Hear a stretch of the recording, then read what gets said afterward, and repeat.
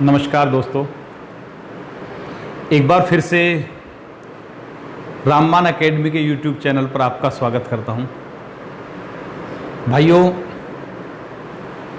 हम गणित में लाभ और हानि के 2 पार्ट करा चुके हैं, तो आज हम लाभ हानि का पार्ट 3 ले रहे हैं। अगर भाई आप में से किसी ने जो पहली बार इस वीडियो को देख रहे हैं और हमारे पार्ट 1 और पार्ट 2 नहीं देखे, तो पहले उनको जरूर देख लीजिए, क्योंकि तभी अच्छी तरह से समझ में आएगा। आज का जो क्वेश्चंस है उस लेवल से हमने थोड़ा ऊपर बनाया, ठीक है। अभी इसके बाद भी पार्ट आएंगे 2 और, कम से कम 2 पार्ट और आने हैं, लेकिन वो बाद की बात है। अभी हम सिर्फ उन्हीं 2 फॉर्मूले को लेकर चल रहे हैं जो हम पहले पार्ट्स में बता चुके हैं आपको। तो शुरू करते हैं लाभ हानि पार्ट 3। लेकिन फिर से अगर नहीं देखा तो पहले उसको देखिए, और मैं ये मानकर चलूंगा कि आप उसको अच्छी तरह समझ गए हैं तो ये समझ में आएगा भाई, वरना थोड़ी प्रॉब्लम आ जाएगी भाई आपको, ठीक है। तो शुरू करते हैं भाई आज का। देखिए, अब तक हमने जो 2 पार्ट में जो बताया है आपको, 2 फॉर्मूले बताए, एक लाभ परसेंट हानि परसेंट वाला और एक क्रय मूल्य विक्रय मूल्य और लाभ में संबंध वाला, ठीक है। लाभ परसेंट बराबर लाभ गुणा 100 बटे क्रय मूल्य है। तो मेन जो फॉर्मूला हमारा चल रहा था वो लाभ परसेंट बराबर लाभ गुणा 100 बटे क्रय। क्रय को क्या बोलते हैं भैया? सीपी, ठीक है, कॉस्ट प्राइस। तो ये वाला जो फॉर्मूला है इसी पर आधारित चल रहे हैं। तो आज का भी इसी में हमें इसी फॉर्मूले पर आधारित सवाल देने हैं। हानि गुणा 100 बटे क्रय मूल्य, लाभ गुणा 100 बटे क्रय मूल्य। तो पहला सवाल देखते हैं आज का। देखिए सवाल क्या है। एक दुकानदार अपनी वस्तु का मूल्य 40% बढ़ाकर रखता है और 5 वस्तुओं के साथ एक वस्तु मुफ्त यानी फ्री देता है, तो उसे कितने प्रतिशत लाभ होता है? बहुत सारे भाई ऐसे होंगे जो ये सवाल ही पहली बार पढ़ रहे होंगे इस टाइप का भी। लेकिन यार ये देखिए, वास्तविक जीवन से जुड़ा हुआ है ना। ऑफर आते रहते हैं, कभी गर्मियों की सेल है, कभी सर्दियों की सेल है, कभी त्योहार की सेल है। तो ऐसे जो सेल वाले ऑप्शन होते हैं तो उनसे भी तो सवाल निकाला जा सकता है सर, ठीक है। तो बहुत आसान सवाल है अगर थोड़ा सा सोचेंगे तो क्या कह रहा है? एक दुकानदार अपनी वस्तु का मूल्य 40% बढ़ाकर रखता है, 5 वस्तुओं के साथ एक वस्तु फ्री दे, तो उसे कितने % लाभ होगा? भाई वीडियो पॉज करके आप ट्राई कीजिए, ठीक है भाई। मुझे उम्मीद है आपने कर लिया होगा क्योंकि आसान सवाल था। तो हमने बताया था इसमें देखिए रुपए का कहीं जिक्र नहीं है। तो पिछले चैप्टर में हमने या पिछले पार्ट में हमने आपको बताया कि अगर रुपए नहीं दे रखा, सब कुछ % में है, तो हमें क्या मानना है कि वस्तु खरीदी है दुकानदार ने 100 रुपए में, वस्तु का क्रय मूल्य कितना? 100 रुपए। याद रखना, ये फीड कर लेना दिमाग में, CP = 100, कॉस्ट प्राइस 100 रुपए। आपको ये फीड करके रखना है, हर सवाल में लिखना नहीं है। पिछली बार मैंने नहीं लिखा था क्योंकि अब पहली बार शुरू कर रहे हैं, चैप्टर का पहला सवाल है तो इसलिए लिख दिया है, ठीक। तो दुकानदार ने 100 रुपए में वस्तु खरीदी है, ओके। दुकानदार ने, एक दुकानदार अपनी वस्तु का मूल्य 40% बढ़ाकर लिखता है। अब आप सिंपल सोचेंगे, मैथ को उठाकर रख दीजिए एक तरफ। ये सोचिए कि आप उसके पास गए कि भैया ये सामान कितने का दिया है, तो वो कहेगा कितने का? 140 की एक है भैया। आपको टी-शर्ट खरीदनी है, मान लिया आप कहेंगे कितने की है? 140 की एक है। तो आप कहेंगे कितनी? भैया मुझे 5 दे दो। आप कहोगे भाई मुझे 5 टी-शर्ट दे दो 140 के हिसाब से। तो आप उसे पेमेंट कितने की करोगे? 700 रुपए की। क्लियर है? 140 के हिसाब से आपने 5 टी-शर्ट खरीद ली, तो आपने पेमेंट कितने की करी? 700 रुपए की। लेकिन जब आप चल देंगे तो वो कहेगा ठीक है भाई, आपने इतनी सारी खरीदी तो हमारे पास एक ऑफर है, 5 के साथ एक वस्तु फ्री देंगे हम। तो बदले में वो कितनी देगा? 6 वस्तु दे देगा आपको, ठीक है। आपने पेमेंट 700 रुपए की करेंगे, आपको वस्तु कितनी मिल जाएंगी? 6। और दुकानदार के पास से तो 6 वस्तु चली गई, तो 6 वस्तु गई हैं, एक वस्तु की कीमत 100 रुपए है, यानी दुकानदार के जेब से कितने रुपए गए? 600। दुकानदार ने 600 का सामान दे दिया आपको, उसे आपने 700 रुपए की पेमेंट कर दी। दुकानदार को भी फायदा कितने का? 100 का। लाभ गुणा 100 बटे लागत मूल्य, लागत तो 600 की है, तो 16 से ही 2/3% का लाभ। ठीक है भाई, कोई डाउट नहीं। आसान सवाल है, बिल्कुल आसान है, बिल्कुल क्लियर, कुछ नहीं करना। सर 100 रुपए की दुकानदार ने खरीदी है, 140 लिख दिया, आपने कहा मुझे 5 चाहिए, तो 140 गुणा 5 कितने हो गए भैया? 700 रुपए। तो 700 रुपए की आप पेमेंट करेंगे, बदले में वो आपको 6 वस्तुएं देगा, क्योंकि 5 तो दे रहा है, एक फ्री भी तो देगा। 6 वस्तुएं देगा, 6 वस्तुओं की कीमत कितनी होगी? 600। तो दुकानदार को 600 की लागत आई और उसे मिल गए 700 रुपए। फायदा हुआ 100 का, लाभ गुणा 100 बटे क्रय मूल्य। ठीक है, आसान ही था सवाल। अगले क्वेश्चन पर आते हैं भाई। Question number 2। सुनील ने एक वस्तु उसके अंकित मूल्य के 3/4 में खरीदी और उसने वह वस्तु 10% बट्टे पर बेच दी। बट्टा यानी डिस्काउंट, छूट भी कह सकते हो। अभी ये मत कहना कि बट्टे के तो अभी पढ़ाई नहीं है, तो ये उस टाइप का सवाल नहीं है। जो पढ़ाने लायक होंगे बट्टे वाले टॉपिक पर आपको अच्छी तरह बताया जाएगा, लेकिन ये आप कर सकते हैं हर कोई। एक सुनील ने एक वस्तु उसके अंकित मूल्य के 3/4 में खरीदी और उसने वह वस्तु 10% बट्टे पर बेच दी, तो उसे कितने % का लाभ हुआ? ओके भाई, ट्राई करते हैं। तो मान लिया 100 रुपए एक वस्तु पर लिखा हुआ था, याद रखना 100 रुपए वस्तु पर लिखा हुआ था। यहां क्रय मूल्य मत मानना, 100 रुपए लिखा हुआ था, क्योंकि बट्टा तो अंकित मूल्य पर दिया जाएगा ना, और अंकित मूल्य का ही 3/4 पर खरीदी है, तो एमआरपी जो है उस पर कितना है? 100 रुपए। उसने खरीदी कितने में? 100 का 3/4, 75 रुपए में खरीदी, और बेची कितने? 10% बट्टे पर, 10% डिस्काउंट में। बेची कितने में? 90 में। सुनील ने 75 में खरीदी थी, 90 में बेच दी, अभी भी फायदा है। कितने का? 15 का। लाभ गुणा 100 बटे लागत मूल्य 75 या 90? बहुत अच्छे, 75। कितने का? 20% का लाभ। क्लियर है भाई? आसानी सवाल है ये भी। अगले सवाल पर आते हैं भाई। हाँ जी। एक विक्रेता अपनी वस्तु को क्रय मूल्य पर ही बेचता है, परंतु 1 किलोग्राम के स्थान पर 800 ग्राम तोलता है, तो उसे कितने % लाभ होता है? 1 किलोग्राम के स्थान पर 800 ग्राम ही तोलता है, तो उसे कितने % लाभ होता है? क्रय मूल्य पर ही बेचता है। वीडियो पॉज करके कीजिए भाई आप। शाबाश भाई, बहुत अच्छे। देखिए, अभी बहुत सारे कहेंगे जी ये तो आसान आसान सवाल दे रहे हो आप लोग तो कह रहे थे थोड़ा सा लेवल अप है। अब लेवल इसलिए है कि आप जो पहले कर चुके थे वो बिल्कुल आसान थे। अब हालांकि इतने आसान भी वो भी नहीं होंगे किताबों की तरह, लेकिन ये आपको आसान लगेगा। अभी जब हम कुछ पढ़ाएंगे तो कंप्लीट पढ़ाएंगे, तो इसको भी पढ़ाएंगे, इसके ऊपर का भी पढ़ाएंगे और उससे भी ऊपर का पढ़ाएंगे सर। अभी देखते रहिए आप, ठीक है। अब देखिए बहुत सारे भाई क्या करते हैं, तराजू वाले सवाल में तराजू में गलत तोल रहा है, गलत माप कर रहा है, तो उसके लिए बहुत सारे क्या करते हैं, लाभ % बराबर त्रुटि गुणा 100 बटे गलत तोल। ठीक है, ये करते हैं। अब त्रुटि कितने की है? 1 किलो की जगह 800 ग्राम तोल रहा है, तो 200 ग्राम की त्रुटि है गुणा 100 बटे गलत तोल। गलत कितना तोल रहा है? 800 ग्राम। 25% का लाभ हुआ। आंसर आ गया। बच्चे खुश भाई, बहुत खुश होते हैं कि यार चुटकियों में सवाल आ गया, ये लिखने की जरूरत थोड़ी है, डायरेक्ट हो गया। लेकिन सर ईमानदारी से बताना, अगर आपने इसको कर दिया तो आपने सीखा क्या? रट लिया ना? ये तो मैथ को रटना हो गया, और मैं शुरू से कह रहा हूँ रटना नहीं है, सीखना है। बहुत अच्छे, रटना नहीं है, सीखना है। तो सीखोगे तभी तो आप कामयाब होगे, क्योंकि सवाल घूमेगा तो भी आप कर पाओगे। इतना ही कराऊंगा मैं भी, लेकिन सिखा कर। आइए, अगर कभी भी तराजू में गलत ज़्यादा तोल रहा है, वो गड़बड़ कर रहा तोल में, तो आप क्या मानेंगे? देखिए ध्यान से, ये आप मेंटली फीड कर लेना कि अगर तराजू वाले सवाल आ रहे हैं, आप इसको भूल रहे हैं फॉर्मूले को, या कोई स्पेशल सवाल आ गया, तो आप क्या करेंगे? आप मानेंगे कि 1 ग्राम 1 रुपये में खरीदी है दुकानदार ने। याद रखना, ये फीड कर लेना, 1 ग्राम की कीमत 1 रुपये है दुकानदार के लिए। ओके, जब 1 ग्राम 1 रुपये की है, तो 800 ग्राम कितने की है भैया? 800 रुपये की। 1000 ग्राम कितने की है? 1000 रुपये की। ठीक है, ये सब चीज़ें जो है ना, आपको लिखने की जरूरत नहीं है। पहली बार सवाल है तो लिख लिया, बाकी नहीं लिखने की जरूरत।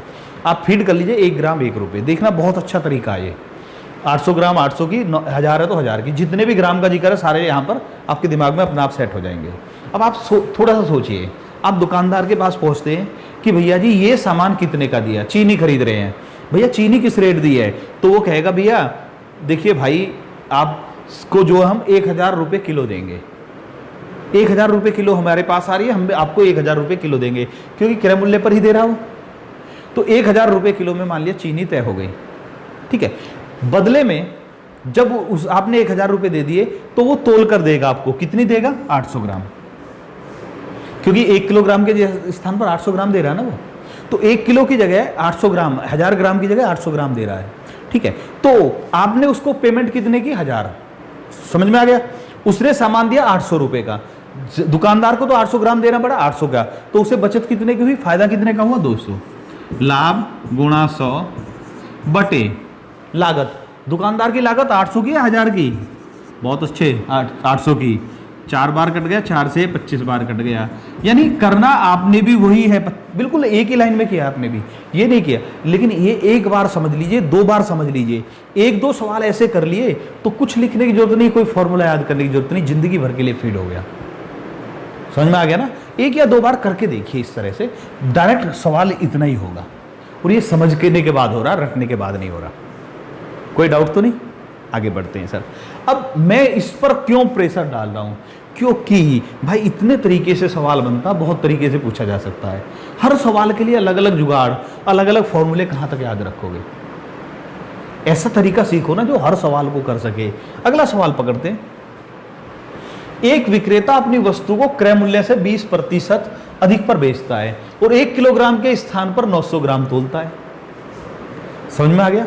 1 किलो के स्थान पर 900 ग्राम तोल रहा है, तोल में भी गड़बड़ कर रहा है, रेट में भी गड़बड़ कर रहा है। एक बात और, रेट को बढ़ा दिया, तोल को घटा दिया, दोनों को भी बढ़ा सकता है, दोनों को घटा सकता है, तो अलग अलग तरीके से बहुत सारे कॉम्बिनेशन बन सकते हैं। एग्जामिनर जब उसकी हटती है एग्जामिनर की, तो वो कुछ भी सवाल निकाल कर ला सकता है भाई। अब सोचिए, क्योंकि उसके सामने लक्ष्य होता है कि वो चाह रहा कि बच्चा कितना सोच सकता है, ऐसे सवाल बनाए वो। ठीक है, तो इसलिए वो कुछ भी सवाल बना सकता है, तो इसलिए ध्यान से देखना भाई। आगे देखते हैं सर, तो इसको कैसे करेंगे हम। 1 ग्राम 1 रुपया, 900 ग्राम 900 रुपये, 1000 ग्राम 1000 रुपये। ओके ठीक है, तो लिखना की जरूरत नहीं है, वैसे लिख लेते हैं। 1 ग्राम 1 रुपया, ये ग्राम है, ठीक है।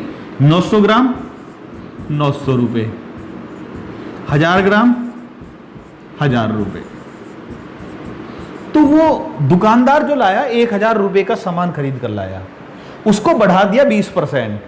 आप गए सामान लेने, भैया ये कितने का दिया है, वो 1000 का थोड़ी बताएगा, 20% बढ़ाकर बता रहा है। कितने का बता रहा है, वो कहेगा भैया मेरे पास 1200 रुपये का सामान है, मैं तो इस 1 किलोग्राम चीनी को आपको 1200 रुपये में दूंगा।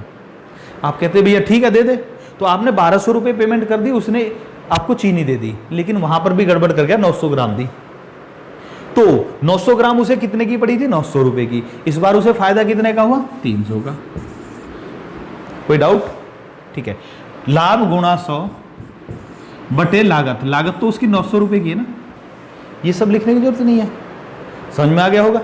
कितना भी उतार चढ़ाव कर दे आप आराम से कर सकते हैं।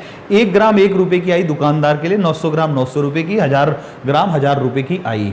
लेकिन इतनी आने के बाद उसने क्या करा, 20%, 25%, 40% कुछ भी बढ़ा दिया। अब इसका 20% तो 200 क्लियर है, तो 200 रुपये बढ़ाकर वो 1200 बता दिया आपको। अब 1200 में आपने खरीदा, लेकिन फिर उसने तोल में भी गड़बड़ कर दी, फिर 900 रुपये तोल दिया, 900 ग्राम तोल दिया, तो उसने 1200 रुपये की पेमेंट ली, उसने सामान 900 रुपये का दिया, तो फायदा उसे 300 का हुआ।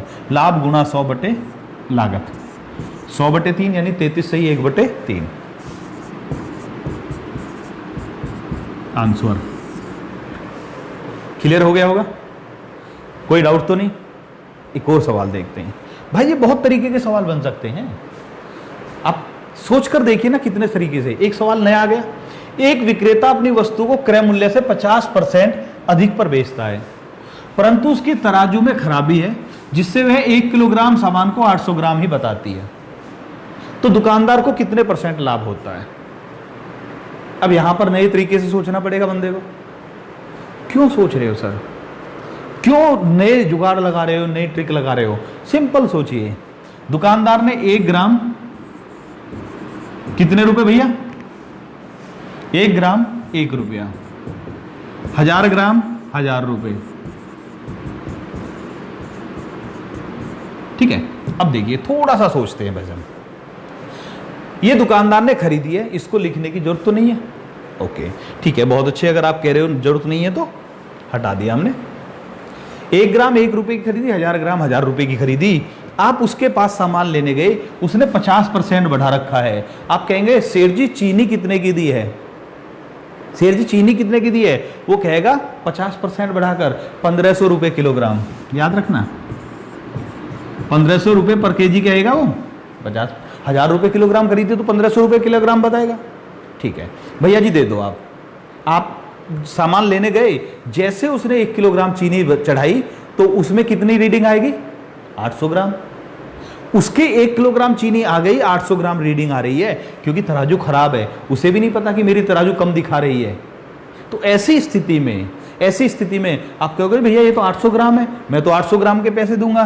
तो अब 15 के हिसाब से 800 ग्राम के कितने रुपए बैठे, 1200 रुपए। भाई 1 किलोग्राम के 1500 तो 800 ग्राम के 1200, आप 1200 रुपए की पेमेंट करेंगे। ठीक है, तो आपने 1200 की पेमेंट करी और उसकी तो चीनी 1 किलो ही गई है ना, तराजू में गड़बड़ है, लेकिन चीनी तो 1 किलोग्राम गई है। ओके, तब और उसकी 1 किलोग्राम चीनी कितने की थी, 1000 रुपए की, तो उसे फिर भी फायदा हुआ 200 रुपए का। लाभ गुणा 100 बटे लागत तो उसकी 1000 ही मानी जाएगी, 800 नहीं मानी जाएगी, याद रखना, क्योंकि पूरी चीनी दे दी है ना उसने तो। ओके, अब आ जाते हैं, ये 5 बार कट गया, ये 20 बार, 20%। समझ में आ गया ना। फिर से चलिए देखते हैं, कुछ कंफ्यूजन है तो देखते हैं।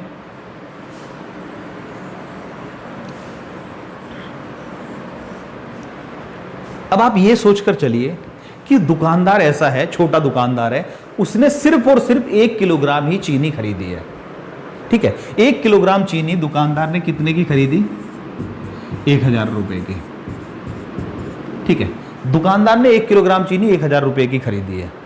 ठीक, आप उसके पास गए कि भैया जी मुझे 1 किलोग्राम चीनी दो, कितने की दोगे, तो वो कहेगा जी मेरे पास तो 150 रुपये, मतलब 1500 रुपये किलोग्राम वाली चीनी है, मैं तो 1500 रुपये में दूंगा, क्योंकि 50% बढ़ा रहा है, इसका 50% यानी 500 बढ़कर 1500 हो जाएगा।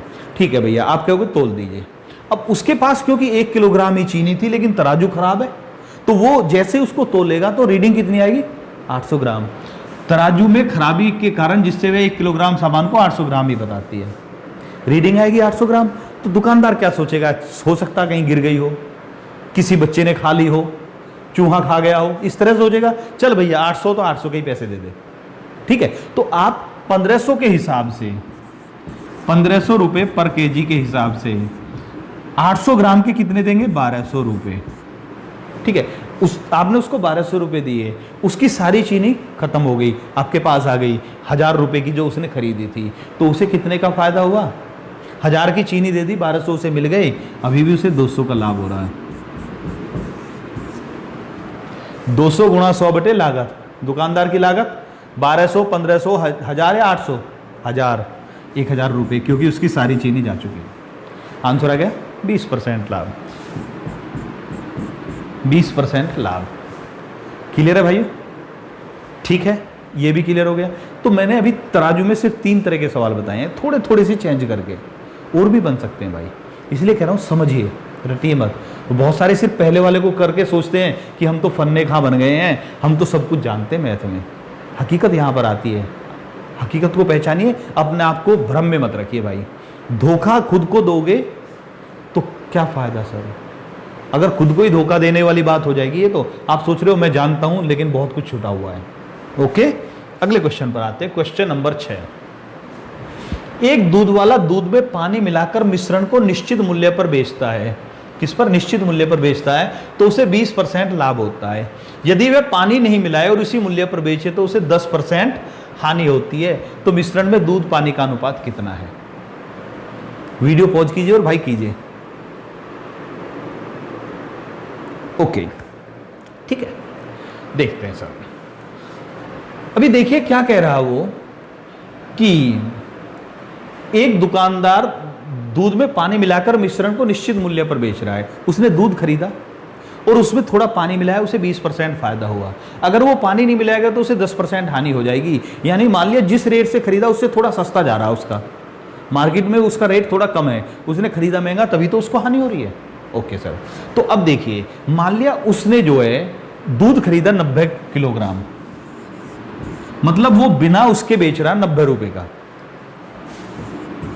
बगैर पानी, याद रखना।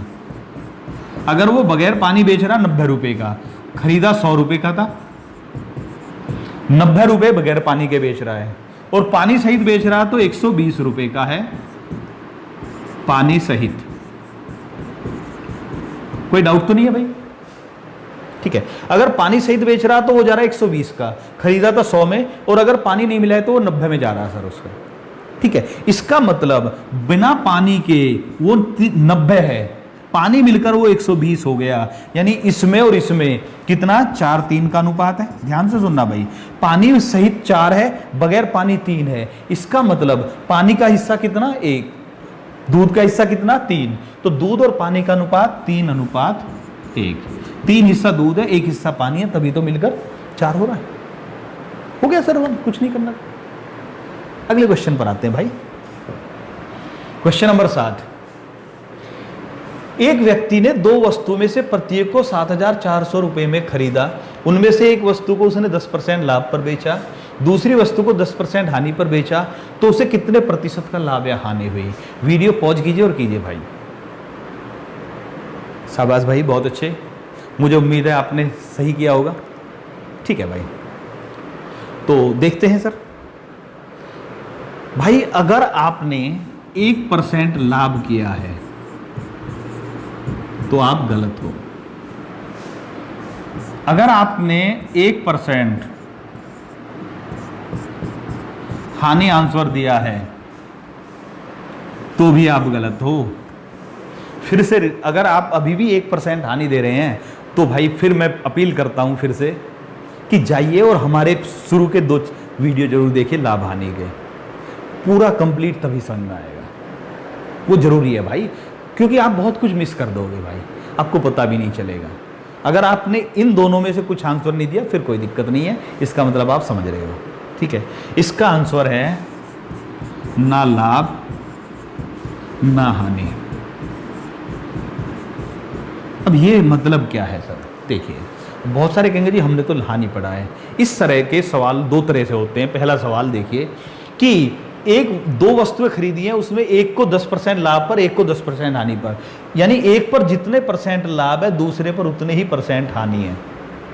पहली वस्तु पर जितने % लाभ है दूसरे पर उतने % हानि है। तो भी 2 तरह का सवाल बनता है। कैसे? कि अगर प्रत्येक को क्रय मूल्य समान है। क्या भैया? क्रय मूल्य,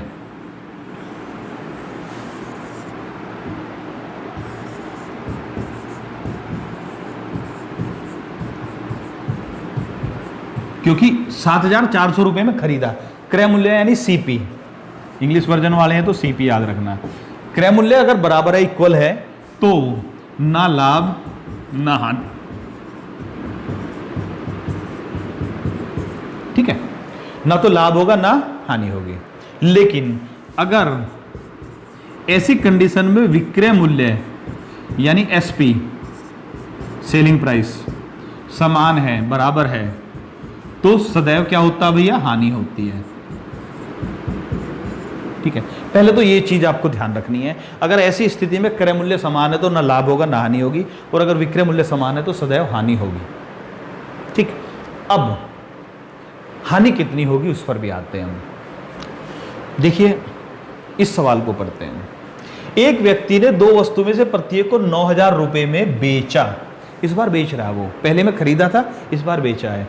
एक वस्तु पर उसे 25% लाभ हुआ, दूसरी वस्तु पर 25% हानि हुई, तो पूरे सौदे में उसे कितने % का लाभ या हानि हुई? अब ये पूछ रहा है कि कितने % का लाभ हुआ या हानि हुई। तो ऐसी स्थिति में भाई मैंने बताया कि विक्रय मूल्य समान है तो सदा हानि होगी। हानि कितनी होगी? जो लाभ और हानि का % दे रखा है दोनों बराबर होंगे बटे 100। जितना % लाभ और हानि है उनकी गुणा करेंगे बटे 100 करेंगे, तो 625 बटे 100 यानी 6.25% की हानि। रटना नहीं है भाई, समझना है। ठीक है, 6.25% की हानि होगी। अब एक बात और भाई, बहुत सारे स्टूडेंट ऐसे होंगे जिन्होंने सिर्फ और सिर्फ ये पढ़ा होगा, पहले वाला पढ़ा भी नहीं होगा। जो 2 नियमों का अंतर है वो नहीं पढ़ा होगा, लेकिन वो अपने आप को कंप्लीट माने बैठे होंगे। ठीक है, तो अब सोच लीजिए कि अगर आपको ऐसी चीजें ही, सिर्फ एक ही चीज पढ़ाई जा रही है, तो कहीं ना कहीं आप कमजोर रह रहे हो।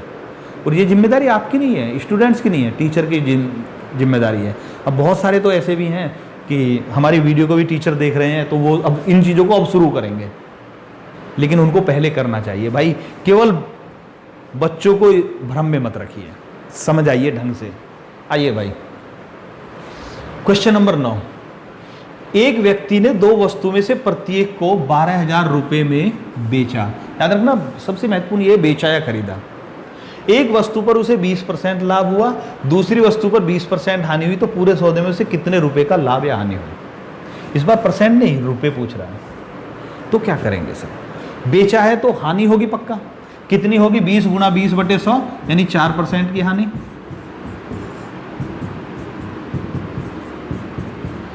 ठीक है, 4% की हानि होगी। लेकिन ये तो पूछ रहा है रुपए, कितने रुपए की हानि हुई। अब बहुत सारे भाई गलती कर देते हैं, बहुत सारे भाई 12,000 का 4% निकालते हैं।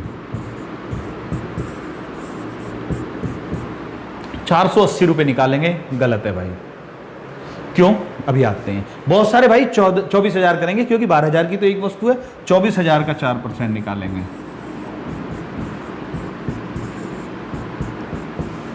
960 रुपए, ये भी गलत है भाई।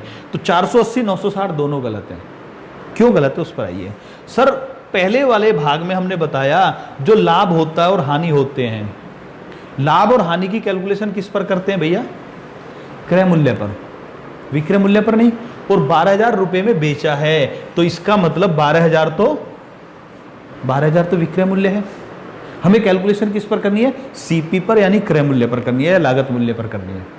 ठीक है, तो अभी हमें क्रय मूल्य नहीं पता, तो देखते हैं। मान लिया दोनों वस्तुओं का क्रय मूल्य है k रुपए, ध्यान से सुनना भाई। ठीक है, दोनों वस्तुओं का क्रय मूल्य k रुपए है। इसको 4% घाटे पर बेचा, जो अभी बता चुके हैं हम। तो 4% का घाटा सहा, यानी कि 96% ले लिया उसका। 4% का घाटा हो जाएगा तो 96% बच जाएगा। और उसके बाद दोनों का विक्रय मूल्य मिलेगा 24,000 रुपए। ओके, समझ में आ गया? क्योंकि पहली को भी 12,000 में बेचा, दूसरी को भी 12,000 में बेचा, तो दोनों मिलकर कितने में गई? 24,000 रुपए में। ठीक है, दोनों 24,000 में विक्रय मूल्य है दोनों का। क्रय मूल्य दोनों का मिलाकर k रुपए था, उसका 4% हानि बराबर 24,000। इसको इधर ले जाते हैं, गुणा 100/96। 24 से 1,000 बार कट गया, और ये 4 बार, 4 से 25 बार, 25,000 रुपये। यानी दोनों का क्रय मूल्य है 25,000 रुपये। दोनों का खरीद मूल्य क्या आया ना, ये 25,000, और दोनों का बिक्री मूल्य 24,000। कितने रुपए का घाटा हुआ भाई? 1,000 रुपये। आंसर 1,000 रुपये की हानि हुई। क्लियर हुआ? ओके भाई, बहुत आसान है ये भी। क्वेश्चन नंबर 10 और 11 दो एक साथ लिखे हैं मैंने। इस दोनों एक साथ लिखने का मतलब मकसद ये है कि आप समझ सको अंतर क्या है लैंग्वेज का। बहुत सारे लैंग्वेज के अंतर पर ध्यान ही नहीं देते। तो 10 और 11, यदि 15 वस्तुएं बेचने पर 12 वस्तुओं के क्रय मूल्य के बराबर लाभ होता है, तो लाभ परसेंट कितना है?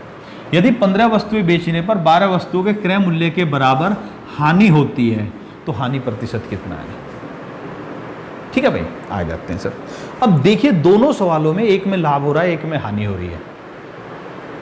एक और चलते हैं सर। यदि 15 वस्तुएं बेचने पर 12 वस्तुओं के विक्रय मूल्य के बराबर लाभ होता है, तो लाभ प्रतिशत बताओ। 15 वस्तुएं बेचने पर 12 वस्तुओं के विक्रय मूल्य के बराबर हानि होती है, तो हानि प्रतिशत बताओ। ये अगले 4 सवाल हमने 2 ही संख्याओं से बनाए हैं। संख्या भी बदली जा सकती थी, लेकिन हमारा मकसद है आपको सिखाना। हम ये दिखाना चाहते हैं कि 15 और 12 से ही आप कितने सवाल बना सकते हो। 15 और 12 संख्या का ही प्रयोग किया है, मतलब 2 ही संख्या है। आंसर कैसे आएंगे सर? अभी उस पर आ रहे हैं हम सर। तो यहां पर विक्रय मूल्य के बराबर लाभ, विक्रय मूल्य के बराबर हानि। 10वें और 11वें में क्रय मूल्य के बराबर लाभ, क्रय मूल्य के बराबर हानि। तो 4 तरह के सवाल हो गए, संख्या 2 ही है। अगर आप 20% 25% ला रहे तो आप गलत हो चुके हो भाई। आइए कैसे होते हैं वो देखते हैं सर। देखिए ऐसे सवाल को करने का बहुत बेहतरीन तरीका है। अच्छे को कंफ्यूज कर देते हैं सर। ये आपको बस याद रखना है कि आप लाभ हानि पर ध्यान मत दीजिए। ये देखिए कि लाभ हो रहा है या हानि हो रही है, वो किस पर हो रही है, क्रय पर या विक्रय पर। तो क्रय मूल्य के बराबर लाभ हो रहा है, क्रय मूल्य के बराबर हानि हो रही है। तो अगर क्रय के बराबर हो रही है तो आप सिंपल सा याद रखेंगे क्रय मूल्य। अगर क्रय के बराबर है, एक वस्तु 1 रुपया, अगर विक्रय के बराबर है तो एक वस्तु का विक्रय मूल्य 1 रुपया मानेंगे। ठीक है, ये बहुत बेहतरीन तरीका है। अगर इससे बाहर जाएंगे तो बहुत बड़े चांस है कि आप गलती कर दो। ठीक है, तो अगर लाभ हो हानि हो उससे कोई फर्क नहीं पड़ रहा। क्रय मूल्य के बराबर है तो क्रय मूल्य 1 रुपया, विक्रय मूल्य के बराबर तो विक्रय मूल्य 1 रुपया। अभी मैं चारों सवालों को करके दिखा रहा हूं। तो पहले सवाल की बात कर रहे हैं, क्वेश्चन नंबर 10 को कर रहे हैं। एक क्रय मूल्य एक वस्तु का 1 रुपया है। अब 12 और 15 का जिक्र है तो 12 और 15 कर दो, 12 रुपये। 15 वस्तु 15 रुपये। और याद रखना ये जो बीच की संख्या बनेगी ये या तो लाभ होगी या हानि होगी।